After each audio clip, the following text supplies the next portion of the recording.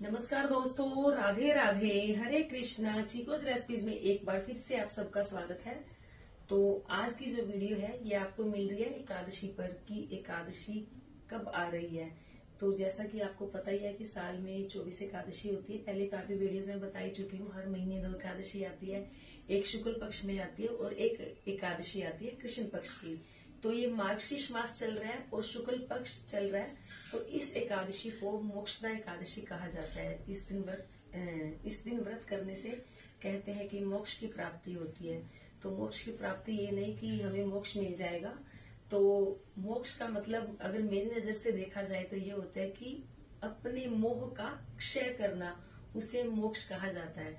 तो इस दिन व्रत किया जाता है। एक दिन पहले से ही व्रत की जो तैयारी शुरू हो जाती है। संध्या को भोजन नहीं करना चाहिए। दशमी तिथि को यानी कि एकादशी से एक दिन पहले चावल का सेवन बिल्कुल नहीं करना चाहिए। अगर कोई व्रत करने में मतलब कि या उसकी शारीरिक स्थिति ठीक नहीं है, बीमार है, तो वो हल्का भोजन कर सकते हैं बिना लहसुन और प्याज का दशमी तिथि को। एकादशी के दिन सुबह जल्दी उठकर भगवान जी की पूजा की जाती है, मंत्रोच्चारण किया जाता है। जितना ज्यादा हो सके एकादशी के दिन नाम जाप करना चाहिए। वैसे भी कहा जाता है कि कलयुग केवल नाम आधारा, सिमर सिमर नर उतर ही पारा। तो जितनी हम पूजा पाठ करते हैं उससे कहीं ज्यादा जो महत्व है वो नाम जाप का होता है। हमें अपने अंतर मन में निरंतर लगातार नाम जाप करना चाहिए। आपने जिसका भी नाम लेना हो, भगवान श्री कृष्ण का, राम का, जिसका आप चाहे, लेकिन आप जाप करते हैं। लेकिन एकादशी के दिन जो जाप किया जाता है, अपने अंतर मन में भगवान श्री हरि विष्णु का जाप किया जाता है। तो इसलिए सुबह जल्दी उठें, भगवान विष्णु जी की पूजा करें, अर्चना करें, यानी कि भगवान श्री कृष्ण की। आपके घर में बाल गोपाल है तो उनकी सेवा करें, उनकी पूजा करें, अर्चना करें। तो व्रत के दिन सात्विक भोजन किया जाता है। प्याज और लहसुन का जो सेवन है वो नहीं किया जाता है। और ऐसा भी नहीं कि इस दिन आप जो व्रत का खाना खा रहे हैं उस दिन आप पूरी खा रहे हो, पकोड़े खा रहे हो, ऐसा नहीं है। अगर उपवास होता है तो बिल्कुल शुद्ध सात्विक एकदम फलाहार लो तो सबसे ज्यादा अच्छा है। लेकिन अगर नहीं रह सकते तो हल्का फुल्का भोजन जो अन्न ना हो वो आप ले सकते हैं। बेसिकली तो ये होता है कि उपवास जो किया जाता है वो हमारे विचारों का उपवास होता है, हमारी सोच का उपवास होता है, ना कि हमारे खाने पीने का उपवास होता है।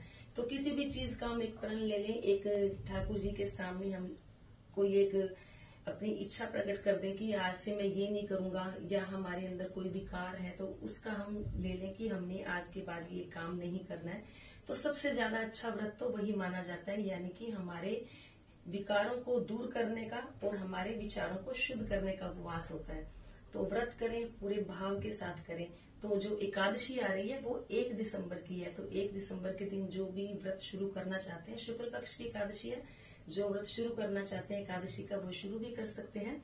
और जो पहले से ही करता आ रहे हैं तो वो 1 दिसंबर को अपना जो मोक्षदा एकादशी है उस दिन ये व्रत कर सकते हैं। शुद्ध सात्विक आहार लें, अपने विकारों को दूर करने का प्रयास करें, ज्यादा से ज्यादा नाम जाप करें अपने अंतर मन में, क्योंकि नाम जाप का जो है फायदा बहुत होता है। इससे हमें भक्ति भी मिलती है और जो हमारा मन है संतुलित होता है। और एकादशी के व्रत के दिन वैसे भी भूख कम नहीं लगती है। आध्यात्मिक दृष्टि से भी बहुत अच्छा है। अगर वैज्ञानिक दृष्टि से भी देखा जाए तो अगर हम एक दिन व्रत करते हैं तो उससे जो हमारा स्वास्थ्य है अच्छा रहता है।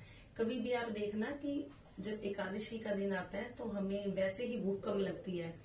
तो ये अगर इस दिन व्रत ही रख लिया जाए तो सेहत के लिए भी अच्छा है और आध्यात्मिक दृष्टि से भी अच्छा है।